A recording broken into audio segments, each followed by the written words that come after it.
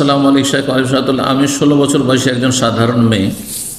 আমি আগে বেপর্দা ছিলাম, এখন আল্লাহ রহমতে 3 বছর হয়ে গেছে আমি কোনো পরপুরুষের সামনে যাই না, আলহামদুলিল্লাহ, শুকরিয়া আদায় করেন। কিন্তু আমি যখন পর্দা করতাম না তখন আমার খালাতো ভাইয়ের ফোনে আমার তোলা ছবি আছে, কিছু ছবি আছে যেখানে আমার চেহারা দেখা যাচ্ছে, আর সে আমাকে পছন্দ করত, যদিও তার সাথে আমার কোনো হারাম সম্পর্ক ছিল না।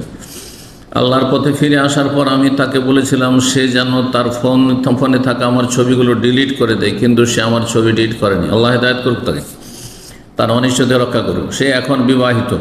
ভেবেছিলাম বিয়ের পর হয়তো আমার ছবিগুলো ডিলিট করে দেবে, কিন্তু পরে জানতে পারলাম যে সে লুকিয়ে লুকিয়ে আমার ছবিগুলো দেখেছিল। আল্লাহ হিদায়াত করুক। যেটা নিয়ে তার স্ত্রীর সাথে তার অনেক ঝগড়া হয়েছিল। আল্লাহ অশান্তি বাড়িয়ে দেবে এরকম পাপীদের, যদি তওবা করে ফিরে না আসে আরও অশান্তি বাড়িয়ে দেবে। আমার প্রশ্ন হচ্ছে, আমার ছবি দেখার ফলে কি আমার পর্দা হচ্ছে নাকি হচ্ছে না? জি, এটাকে বলা হয় যে মাসিয়া জারিয়া, যেমন নেকি জারি, হাসানা জারিয়া। নেকি, কিছু কিছু নেকি আছে কন্টিনিউ চলতেই থাকে, মানুষ মারা যাওয়ার পর চলতে থাকে। কিছু কিছু গুনাহ আছে, মানুষ গুনাহ করে কখন করেছে, কিন্তু ওই গুনার সিলসিলা চলতে আছে।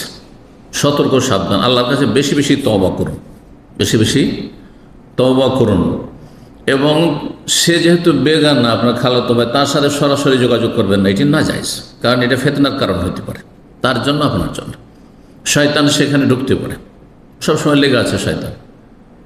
আপনি আপনার মাকে দিয়ে, আপনার মা বেঁচে থাকলে মাকে দিয়ে তার বোনের ছেলে, তার উপর চাপ সৃষ্টি করেন, অথবা আপনার খালাকে দিয়ে, ওই আপনার খালাতো ভাইয়ের মাকে দিয়ে চাপ সৃষ্টি করেন, সামাজিকভাবে অথবা পারিবারিকভাবে যেভাবে চাপ সৃষ্টি করেন, যাতে করে ছবিগুলি তার মোবাইল থেকে ডিলিট করতে বাধ্য হয়। আল্লাহ তার অনিষ্ট থেকে রক্ষা করুক, তাকে আল্লাহ হিদায়াত করুক, আপনাকে আল্লাহর ভালো রাখুন।